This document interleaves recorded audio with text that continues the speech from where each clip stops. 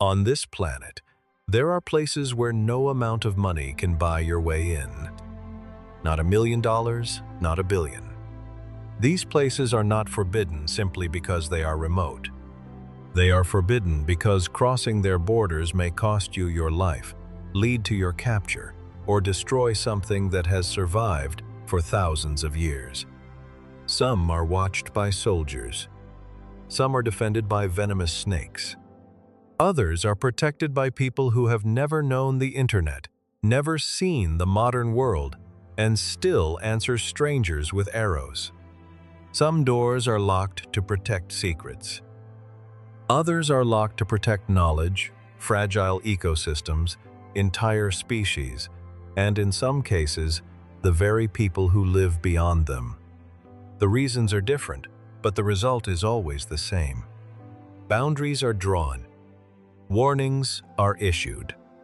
And beyond those invisible lines, wait armed guards, deadly animals, or warriors who see every outsider as a threat. Today, we enter the stories of 7 forbidden places you cannot visit and uncover the chilling truth behind why the world has chosen to keep them sealed. You may have seen their names before, hidden in lists of Earth's most mysterious places, but the full story behind them is far darker. The first is an island where the people do not know guns, airplanes, or cell phones, but they know the bow and arrow with terrifying precision. North Sentinel Island lies in the Bay of Bengal, among the Andaman Islands, under Indian protection. It covers roughly 23 square miles and is believed to be home to somewhere between 50 and 500 members of the Sentinelese tribe. No one knows the true number, and perhaps that uncertainty is part of what makes the island so haunting. The Sentinelese are among the last peoples on Earth who have remained almost completely untouched by the outside world. Some estimates suggest they have lived there for tens of thousands of years, separated from modern civilization, its languages, its machines, its beliefs, and its diseases. To them, a stranger on the shore is not a visitor. He is danger, and danger is met with arrows. This is not legend. In 2006, 2 fishermen were killed after their boat drifted onto the island. In 2018, American missionary John Allen Chow illegally landed there, hoping to convert the tribe to Christianity. He was killed soon after arriving. Even after the 2004 tsunami, when the Indian government sent a helicopter to check for survivors, the Sentinelese fired arrows at it from the beach. They had endured the disaster, and their message was unmistakable. They did not want rescue. India now enforces an exclusion zone around the island. Violating it can lead to imprisonment. Yet the ban does not truly exist to protect the world from the Sentinelese. It exists to protect the Sentinelese from the world. One outside disease could do what centuries of isolation never could. It could erase them forever. The common flu, a mild cold, measles, or any infection that most of us survive because our bodies carry generations of immunity, could become a death sentence for them. This is not a theory. It is written into history. In 1869, British colonists captured members of a neighboring Andamanese tribe and brought them into the colonial world. 2 adults became sick and died soon after. The children were later returned, carrying diseases back with them. What followed was a tragedy for the local population. The same pattern has repeated itself with isolated peoples across the world. First, contact often did not bring progress. It brought fever, coughing, weakness, and death. In some cases, epidemics erased 30 to 90% of entire communities. North Sentinel Island is not a mystery to be solved, and it is not a forbidden destination for thrill seekers. It is one of the last frontiers of human diversity. It is protected not because something is being hidden, but because something living must be allowed to survive. The Sentinelese are not asking to be saved. They are asking, in the only language history has allowed them to keep, to be left in peace. And perhaps, in a world that has forgotten how to stop crossing lines, that is the most reasonable request of all. The second forbidden place looks as if it belongs in a doomsday film. In truth, it was built for doomsday. The Svalbard Global Seed Vault, often called the Doomsday Vault, lies in the Norwegian archipelago of Svalbard, deep in the Arctic. Its entrance is a stark concrete doorway emerging from the side of a frozen mountain surrounded by snow, rock, and silence. Beyond it, a long tunnel cuts into the earth, leading to chambers kept at about -0.4 degrees Fahrenheit, where more than 1 million seed samples from around the world are preserved. Inside are quiet fragments of civilization itself. Wheat from Syria, rice from Thailand, corn from Mexico, potatoes from Peru. Nearly every crop that has fed humanity through war, empire, famine, and migration has a backup stored in the ice. The reason is simple and terrifying. A war, pandemic, climate disaster, or volcanic eruption could destroy an entire region's agriculture. Centuries of careful selection could vanish. Genetic diversity gathered over millennia could be lost. Hunger would follow. The Svalbard Vault is humanity's insurance policy against forgetting how to begin again. And this is not only a warning about the future.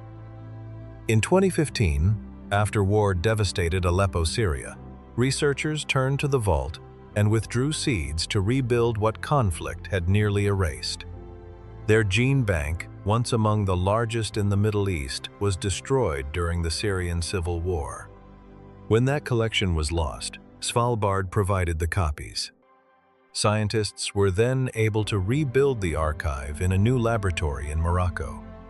For the first time in history, the so-called Doomsday Vault had done exactly what it was created to do.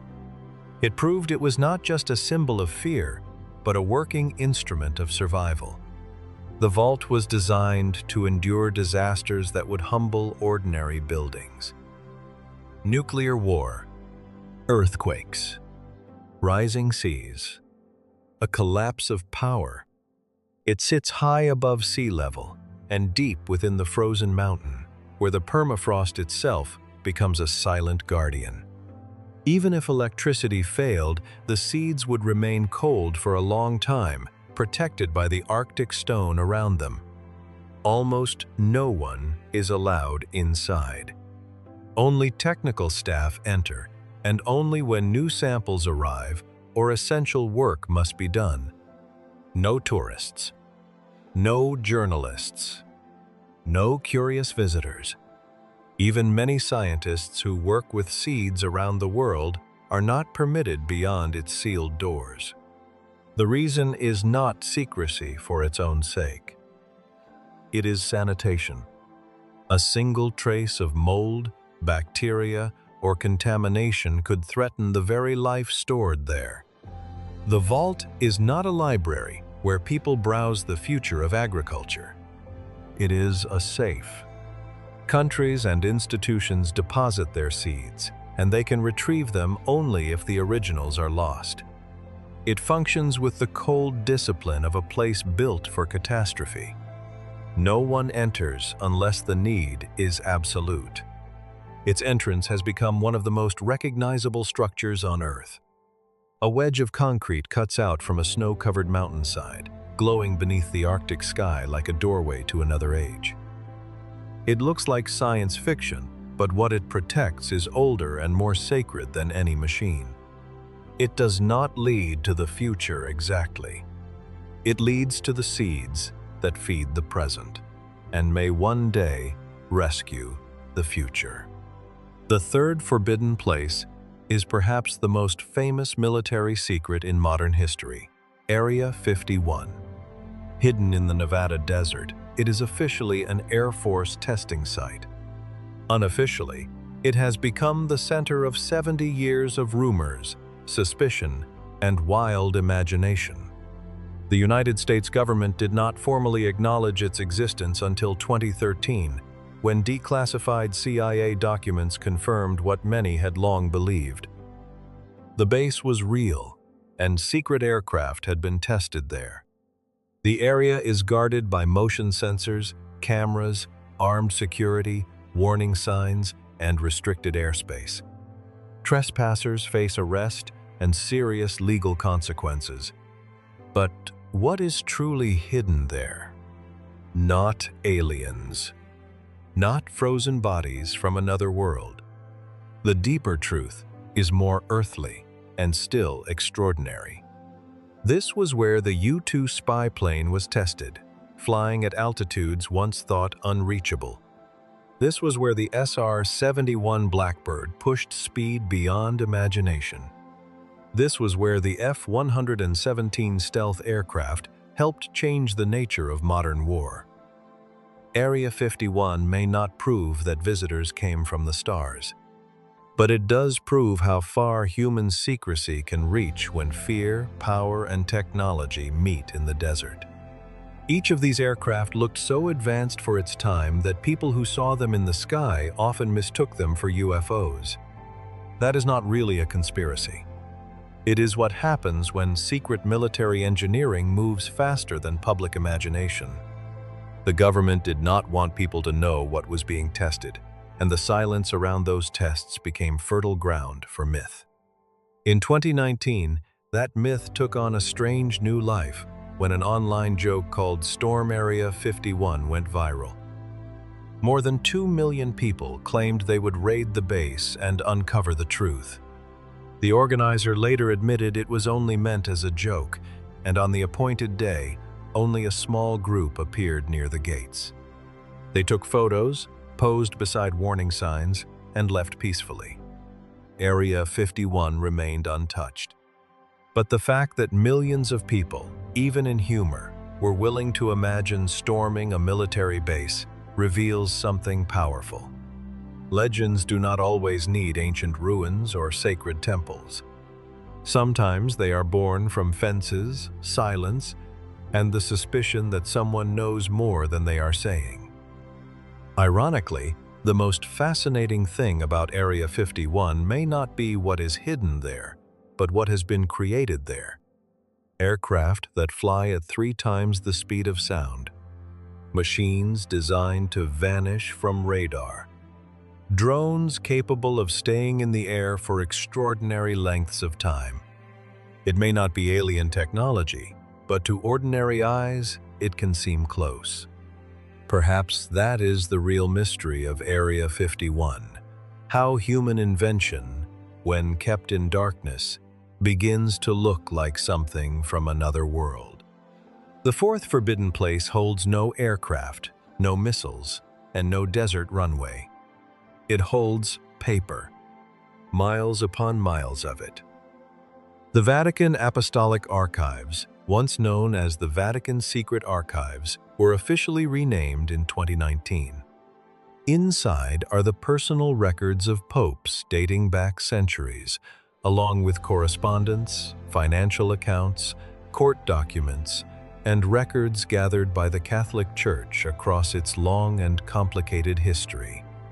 Among them are letters connected to Michelangelo, documents from the trial of Galileo, petitions tied to royal annulments, and correspondence with kings, emperors, and rulers whose decisions shaped nations. For more than 250 years, the archives were closed to the public. In 1881, Pope Leo XIII allowed limited scholarly access, but only under strict rules. Even today, the archive is not a place where visitors wander freely. Researchers must request specific documents from a catalog. Tourists, journalists, and students cannot simply enter. This has made the archive a paradise for speculation. Some believe it contains lost gospels, secrets about Jesus, hidden evidence of extraterrestrial life, or documents capable of damaging world leaders and shaking the church itself. Whether those rumors are true or not, the locked doors ensure one thing: the mystery endures. In reality, the Vatican Apostolic Archives are less like a chamber of forbidden revelations and more like an enormous administrative memory. They contain financial reports, personnel records, meeting minutes, correspondence, invoices, registers, and centuries of ordinary paperwork. Historians who have been granted access often describe the experience as searching for a needle in a haystack. Not because every document is deliberately concealed, but because the collection is vast and the catalog is still incomplete. Many records remain uncatalogued, not out of conspiracy, but because even the Vatican does not have enough people to fully organize 85 kilometers of shelves. And yet, that only deepens the fascination. A room filled with centuries of documents, some of them untouched by modern eyes, becomes impossible for the human imagination to ignore. It is easy to understand why people believe the Vatican must be hiding something. When 400 years of history rests behind guarded doors, and when countless pages may still be unread, the mind naturally wonders whether one forgotten file could change everything. The fifth forbidden place is different.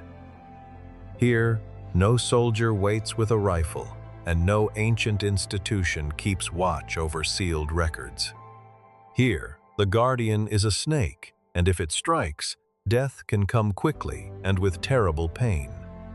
Ilha da Queimada Grande, known as Snake Island, lies about 22 miles off the coast of Brazil, near São Paulo. On a clear day, it can be seen from the mainland, a small green island that appears almost peaceful from a distance.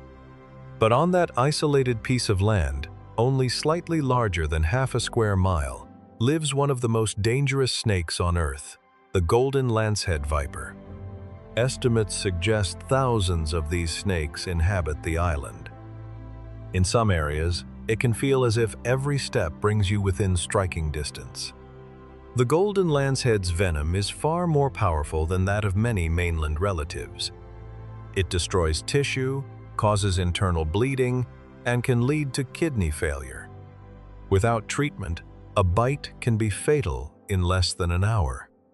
Local legend says the last permanent residents were a lighthouse keeper and his family, who were killed after snakes entered their home in the 1920s. Whether every detail is true or not, the result was real. The lighthouse was automated, and Brazil closed the island to tourists. Only approved researchers may land there, often with medical support and antivenom close at hand. The golden lancehead exists nowhere else on Earth. When the island separated from the mainland thousands of years ago, the snakes were trapped there. With few predators and migratory birds as prey, evolution sharpened their venom into something faster and deadlier. Over time, nature built a fortress of fangs, and humanity was wise enough to stay away. Snake Island is one of the rare, forbidden places where the ban does not protect a secret. It protects human life from poison in its most literal form. The sixth place was closed for a quieter, stranger reason. We were destroying it simply by breathing. Lascaux Cave, in southwestern France, contains some of the most extraordinary prehistoric art ever found. The paintings are about 17,000 years old, created by Upper Paleolithic hunter-gatherers near the end of the last ice age. Across the walls and ceilings are bulls, horses, deer, bison, abstract signs, and geometric forms. Nearly 600 paintings and about 1,500 engravings survive there, some of them several yards long, created with a confidence and beauty that still unsettles modern viewers. The ancient artists used mineral pigments, iron oxide for red, manganese oxide for black, and kaolin for white. For thousands of years, the cave preserved their work almost perfectly. Its climate was stable. The temperature and humidity barely changed. There were no drafts, no sunlight, and no crowds. The cave was not empty. It was waiting. On the 12th of September 1940, 4 teenagers, Marcel Ravidat, Jacques Marsal, Georges Agniel, and Simon Coenques, discovered it with their dog. According to one version of the story, the dog fell into a hole, and the boys followed. With a simple light in their hands, they entered a chamber that would become one of the greatest archaeological discoveries of the 20th century. By 1948, Lascaux was open to the public. For the next 15 years, hundreds of thousands of visitors descended into the cave, sometimes as many as 1,800 people a day. Then the damage began to reveal itself. Human breath, body heat, and moisture altered a microclimate that had remained balanced for 17,000 years. Carbon dioxide changed the chemistry of the walls. Humidity rose. Temperatures shifted. Green mold, moss, and algae appeared, slowly attacking the ancient paint. Later came white crystal deposits and black fungal stains. By 1963, the truth was undeniable.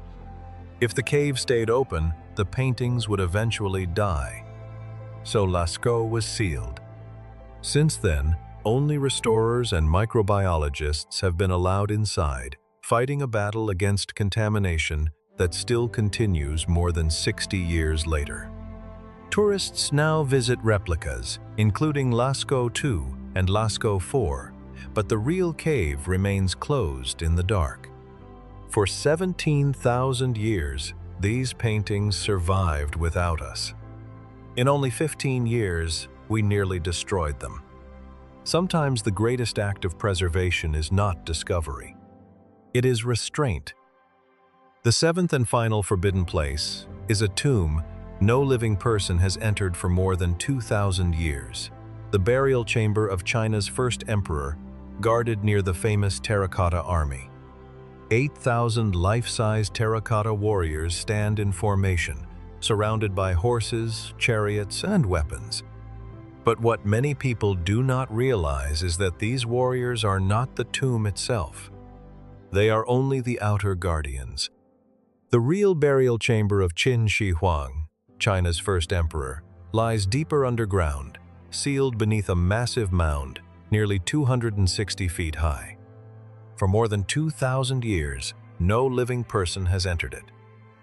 The ancient historian Sima Qian, writing about a century after the emperor's death, described the mausoleum as an underground palace of almost unimaginable grandeur. According to his account, the ceiling held a map of the heavens, with constellations formed from pearls and precious stones. The floor showed the empire itself, crossed by rivers and seas of flowing mercury moved by hidden mechanisms. The walls were lined with precious materials. Treasures gathered during the emperor's life were placed within. And near the entrances, loaded crossbows waited in silence, ready to kill anyone who disturbed the dead king's rest. It sounds like legend, and yet modern tests have confirmed one chilling detail. Soil probes around the mound have detected unusually high levels of mercury, far above what is normal for the area. The rivers of mercury may not have been fantasy at all. If that part was true, then what else might be waiting in the darkness? So why has the tomb not been opened? The official answer is technology. Chinese authorities fear that entering the chamber with today's methods could destroy what has survived for 2 millennia. They have reason to be cautious. When the terracotta warriors were excavated in the 1970s, archaeologists saw traces of brilliant color: red, blue, green, and purple. But within minutes of exposure to air, much of the paint began to flake away. The warriors were once vivid. What the world sees today is mostly gray. If the inner tomb contains painted walls, silk fabrics, lacquered wood, scrolls, or delicate ritual objects, exposure to modern air could reduce them to fragments before anyone truly understands them. Then there is the danger of mercury. If liquid mercury still exists inside, its vapors could threaten workers and poison the surrounding environment. So the tomb remains sealed, not because humanity lacks curiosity, but because curiosity without patience can become destruction. Perhaps one day robots will enter first. Perhaps preservation methods will be strong enough to protect color, silk, wood, and writing the moment air touches them. The emperor has waited more than 2,200 years. He can wait a little longer. And when the tomb is finally opened, it may reveal one of the most astonishing archaeological discoveries in human history. A discovery not taken by force, but earned through restraint. In the end, these 7 places are not forbidden for one single reason. They are closed because the world is more fragile than we often want to admit. North Sentinel Island is sealed so a people untouched by modern disease can continue to live in peace. Svalbard is locked to protect the seeds of a future humanity may one day desperately need. Area 51 is guarded by the machinery of military secrecy. The Vatican Apostolic Archives are buried beneath centuries of faith, power, politics, and memory. Snake Island is defended by venom moving through the grass. Lascaux Cave is protected from the warmth of our bodies and the chemistry of our breath. And the tomb of Qin Shi Huang remains unopened because the very act of entering may destroy the colors, wood, silk, and silence that have survived for more than 2,000 years. Modern people often believe that every door should be opened, every mystery should be exposed, every hidden place should be photographed, analyzed, owned, and published for the world to consume. We live in an age of satellites, artificial intelligence, aircraft, robots, weapons, and instant communication. We can see more, reach farther, and cross boundaries that once seemed impossible. But perhaps the greater challenge now is not gaining access. Perhaps it is learning restraint. There are places we cannot enter not because we lack money, power, or technology, but because we may not yet have enough wisdom. We may not be patient enough. We may not be humble enough. We may not fear life, history, nature, and the unseen laws of consequence as deeply as we should. If a tribe asks to be left alone, then leaving them alone is civilization. If a cave painted 17,000 years ago can die from human breath, then stepping back is reverence. If an emperor's tomb cannot be opened without destroying what it contains, then waiting is not ignorance. It is respect. Curiosity is not the enemy. Without curiosity, there would be no science, no history, no exploration, no wonder. But curiosity without ethics becomes invasion. Discovery without patience becomes destruction. Knowledge without character becomes another form of conquest. To understand the world more deeply, human beings must also cultivate themselves. We must learn honesty, kindness, patience, and humility before the mysteries that came before us and may outlast us. Maybe some doors on earth are not closed to punish us. Maybe they are closed to teach us how to stop. Because sometimes progress is not measured by how many places we enter, but by knowing where we should not. And now, I want to ask you, if you could choose one forbidden door to look through, which would it be? And more importantly, would you be willing to accept the price of that curiosity? Share your thoughts below and subscribe for more journeys into the hidden corners of our world.